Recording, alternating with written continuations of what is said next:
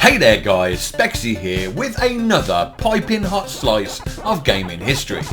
This is the third and final video in this series, a series which has seen me taking a look back through time at the history of the gaming controller, and if you haven't seen the previous two videos, then why not go and check them out. But before I move on to probably the biggest technical leap in the controller design history, I'd like to take this opportunity to mention the home computer market, obviously big in Europe throughout the 80s and 90s and bringing with it a ton of joysticks of various shapes and sizes, some good, some not so. I simply do not have either the time, energy or patience to go through them all one by one, so I bring you a montage of some of the very best and very worst joysticks for the home computer market of all time. Enjoy!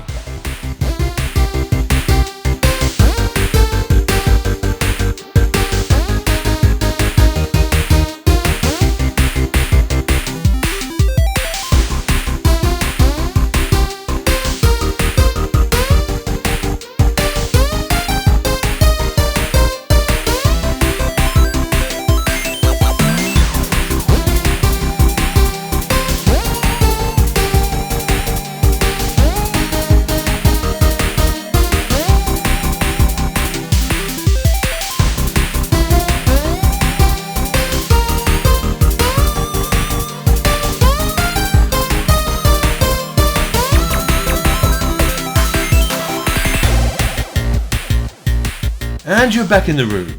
So in this series we have seen dials, we've seen sticks, and we really wish we hadn't seen that sodding annoying spinning gold disc thing, but something still seems to be missing here. For a far more comfortable natural gaming feel, we need to get from joysticks to joypads. But just how and when did this happen?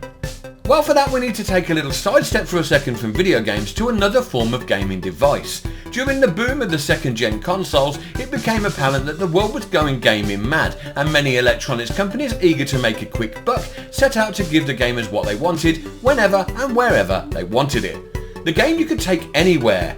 And they've been doing this since 1976 when Mattel released Auto Race, and the handheld electronic game was born, a smaller sibling of the video games if you like. Most of these devices were dedicated to just one game and used either LCD or LED displays due to them being low voltage, meaning that these games could be powered by standard alkaline batteries and did not require mains adapters or any wires, making them perfectly portable. As Atari gained dominance over the home console market, the popularity of these little blinking beauties soon became apparent, and it wasn't long until a certain Japanese company decided to get in on the action by turning their hand to making some LCD games of their own. And so, in 1980, Nintendo released the first wave of Game & Watch devices to the public, the brainchild of a certain Gunpei Yokoi, a former Nintendo janitor and maintenance man with some pretty bloody cool ideas. These classic games were designed to be smaller than previous released electronic handhelds. In fact, they were truly pocket-sized, making them the perfect travel companion for any trip. And there were some great little titles to choose from too, just take a look at them all. Now, as I've mentioned, these are electronic handheld games, not video games, but they do all have at least one thing in common with video game controllers, in that they are both handheld.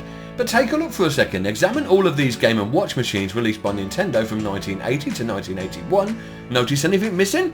Sure, there were plenty of buttons, but a turning point in gaming history was just around the corner, one that was destined to take the industry in a whole new direction.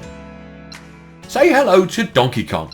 Obviously the LCD version of the popular Nintendo arcade hit, revolutionary for two things. Firstly, for being a foldable dual screen device, but much more importantly, for this bad boy. Yes, that's right, you are looking at the very first example of a classic directional input method destined to become a staple component of all modern controller designs and still present even to this day on most recent controllers too, albeit used far less for controlling directions nowadays. But how did this innovation come about?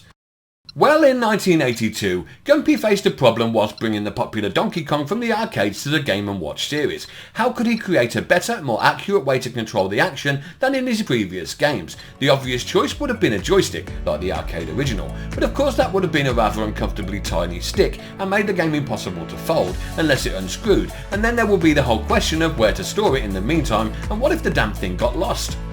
Trying many different approaches, he finally hit on the idea of placing a cross shape upon a disc set up of 4 directional buttons, with a ball on the underside, which when tilted would push down on a corresponding membrane button, thus making the character move in that direction. Upon using it, it felt naturally intuitive, removing the need to look down at the buttons, as due to the tilting mechanic, your thumb could feel the direction in which you were pressing. At last the problem was solved and the Plus Pad was born. Although at the time Nintendo hadn't really considered its true potential, and unbelievably they didn't even file a patent for it until 1983. Now some haters out there right now may try to argue at this point, stating that the patent for a rather similar looking invention had been filed by Interstate Industries Inc. in 1979 and granted in 1981, therefore debunking Nintendo as having made the first D-pad. And in part they may be right, technically speaking. I mean, the similarities are certainly there, as with numerous other designs going back as far as the early 1960s, all of which arguably share some of the basic D-pad concepts and ideas without a doubt. As far as being the first to bring the D-pad to the home video game market, you could probably also argue the case that Mattel's stupid rotating gold disc in television controller was actually a precursor to the D-pad that we all know and love today. However, Nintendo's reliable classic cross or plus design has become the industry standard and stood the test of time, and that is all down to Gunpei Yokoi, whether you like it or not. Deal with it.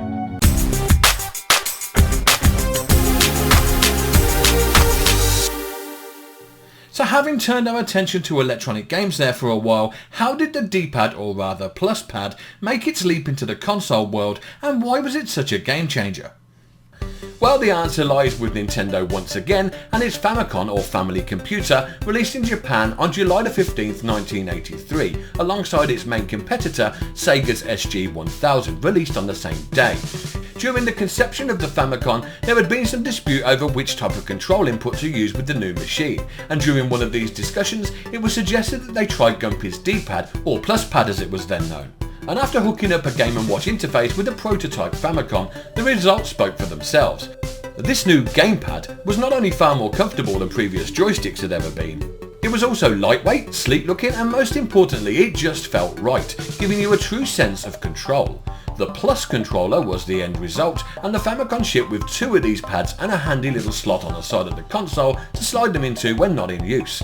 Meanwhile, Sega had their eyes on the D-pad themselves for their SG-1000 Mark II console. The previous model, the SG-1000, had shipped with only joysticks, and Sega, not entirely convinced if the D-pad was the future or not yet, eventually released the Mark II in 1984, incorporating a similar design to Nintendo's but with the disc exposed above the casing and a screwable joystick to give players the choice of desired control method to suit their taste. A trend which they would continue with, releasing the SG-1000 Mark III in 1985.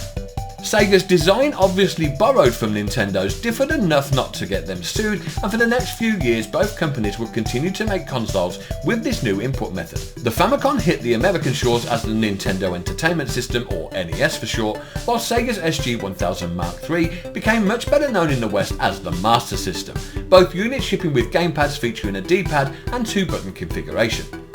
And Gunpei Yokoi didn't stop there either. In keeping with his roots in handheld gaming, he later went on to design the Nintendo Game Boy, which went on to become hands down the most popular handheld console ever in video game history. Wow, unbelievable! It's perfect! And so we move on to the 4th generation of consoles, from 1987 to 1990. These 16-bit beasts include the PC Engine, Sega Genesis or Mega Drive as we know it over here in the UK and Europe, and the Super Famicom, or Super Nintendo Entertainment System, or just Super Nintendo, or Super NES, or SNES. No, forget that last one. I just call it SNES, and if that triggers you, get over it. These games machines didn't really change too much in the controller stakes, just adding a few buttons here and there, with Sega going originally for a 3-button pad whilst Nintendo went for a 4 plus 2 extra shoulder pad buttons. Later revisions saw the Genesis pad receiving 6 buttons as opposed to the 3, and other than these rather subtle changes, we would have to wait until 1996 and the 5th generation of home consoles for that next revolutionary controller breakthrough. This came with the N64, Nintendo's direct competitor to Sony's PlayStation and Sega's Saturn, but unlike its rivals, this unit offered something straight out of the box that neither of them did. And no, not just the instant loading times from cartridge, it also brought us the first analog stick. Given a far more accurate and responsive control over movement, this allowed for variable speeds to be achieved for the likes of walking to running, or for accurately controlling the throttle of a vehicle, and it worked extremely well. This is yet another control method which we have never looked back from since, with almost all modern controllers boasting a couple of them. However, Nintendo only included one analog stick with the N64 on this three-pronged odd-looking controller. Oh, but it did have a trigger on the underneath. Sega also opted for a single analog approach with the introduction of its unwieldy 3D controller to coincide with the Nights into Dreams game's release in 1996, and it worked adequately enough for that particular game. But it would be a further year yet until Sony released the DualShock gamepad, featuring the now standard 2-stick configuration, and on top of this, the gamepad included force feedback, as seen previously with the N64 and the optional Rumble Pack expansion. And moving onward, Sega had nothing new to bring to the party really either, right up until the release of the Dreamcast in 1999, which itself only gave us the VMU, or Visual Memory Unit, a small memory card device that plugs straight into the controller with its own LCD display D-pad and buttons. This not only kept game save data, but could also be used to play a variety of minigames among other things. But whilst this device was aimed at becoming something amazing or revolutionary, it never truly realised its potential, eventually dying alongside the console itself in 2007. この夏、人類はゴジラにやられるか、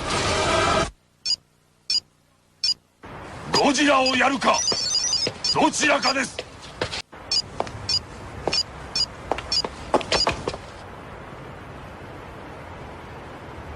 対戦して遊ぼう。集めてゴジラ怪獣大集合。 Dreamcast! Microsoft entered the game's console arena in 2001 with the original Xbox, but this also offered up nothing that we hadn't already seen. Nintendo also went on to release its next big console in the very same year, the GameCube, but aside from now coming with two analog sticks as opposed to its predecessor, the whole thing was a tad on the clumsy side, and the odd choice of placement for the analog stick and C button just seemed a bit weird. Sony continued to release versions of their DualShock with each new console, but only actually added a motion sensor and a touch bar to the latest models. So in truth, it has truly only been Nintendo who really tried to raise the bar or break the mold by being totally different in 2006 with the release of the Wii and its innovative Wiimote and Nunchuck combination. This control method relied heavily on motion sensing and a TV-mountable infrared tracking bar to offer up some unique gameplay experiences. Although I do have a lot of love for the Wii and the freshness that it brought with it, inevitably it just wasn't enough to stand the test of time, becoming more of a gimmick or a fad, though admittedly a very fun one.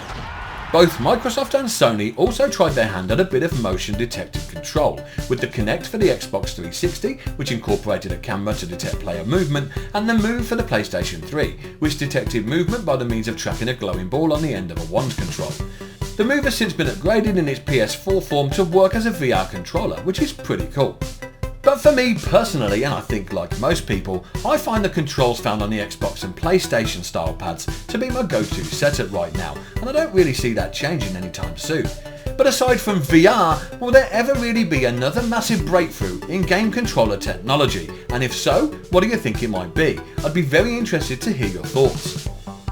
And there it is guys, we went from the very first humble game controllers way back in the 1950s all the way up to the more modern gamepads that we all know and love today, touching on various other control methods along the way. From tennis for 2 to tennis for 4, if you have enough Wiimotes that is. But sadly the journey ends here, for both today's video and also the series itself. I hope that you've enjoyed the ride.